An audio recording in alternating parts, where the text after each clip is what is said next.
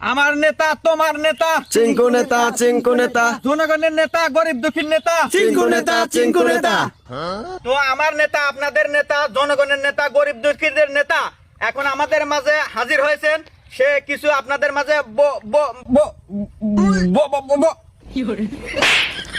আরে শালা বক্তব্য বক্তব্য দিবেন।